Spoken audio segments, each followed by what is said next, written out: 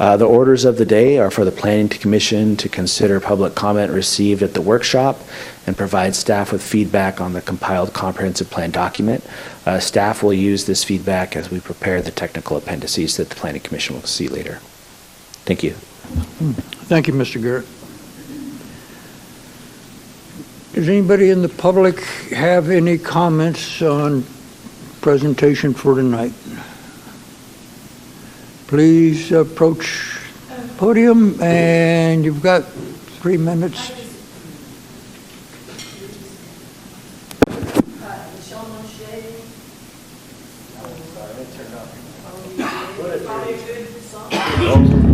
There you are.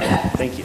No, I was just reading that one portion that was talking about the different types of dwellings that would fit within the landscape of the current neighborhood. And you know what that would bring me to is the EP, and just wondering what the status is on the Evergreen Point 123 unit 6-story building on Sheldon and Mackenzie.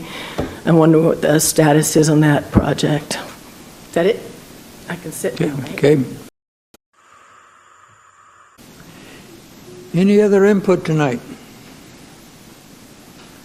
Last call. Okay, thank you. We'll conclude. Chair. One person? Oh, online? Okay. Hi, Jose. You can speak.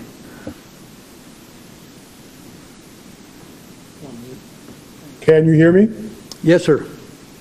Thank you.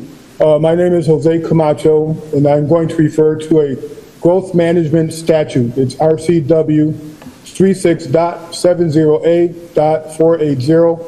That Growth Management Act statute requires that the Shoreline Master Program be included as part of the comprehensive plan. The problem now is that the Shoreline Master Program is fatally defective. I heard my neighbor Michelle ask about the status of the Evergreen Point project. Looks like she was ignored.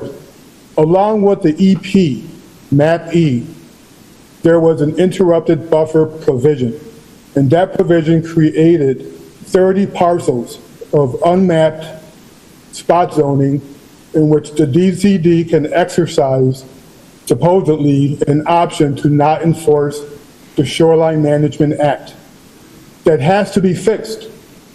If that is not fixed, your comprehensive plan is defective.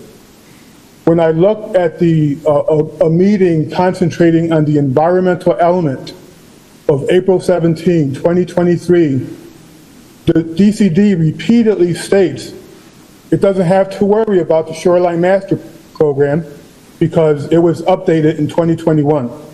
That's a big problem. The DCD must look back at what it did. Map E and the interrupted buffer provision just don't work. The Growth Management Act, the statute I cited, requires that the Shoreline Management Act takes precedence over the Growth Management Act. The DCD has flipped it topsy-turvy, and that's why it allows itself, amazingly, the option of declaring shoreline jurisdiction parcels as free of having to comply with Shoreline Management Act restrictions. That is the basic problem of the Evergreen Point project, and because of the interrupted buffer provision, which is tied into Map E, it's based on this weird conception of isolated. 30 unmapped parcels free of Shoreline Management Act enforcement does not jive with either the Shoreline Management Act, and because of the statute I cited, it cannot jive with any comprehensive plan that doesn't fix that basic problem. Thank you.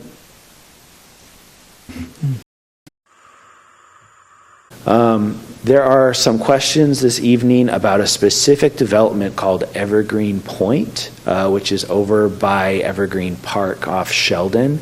I'd be happy to talk about any specific development questions with people offline. The Planning Commission doesn't have the purview to review individual development proposals. So I'd be happy to talk to any member of the public who's interested in discussing that further after the meeting. Okay. Public workshop and comments. Is it out of order to ask a question? You had answered the question on EP. You answered it that you couldn't answer it here. Do you want Can we do that by? to, ma'am, Yeah. we go to the podium, please. Okay. Sorry, guys.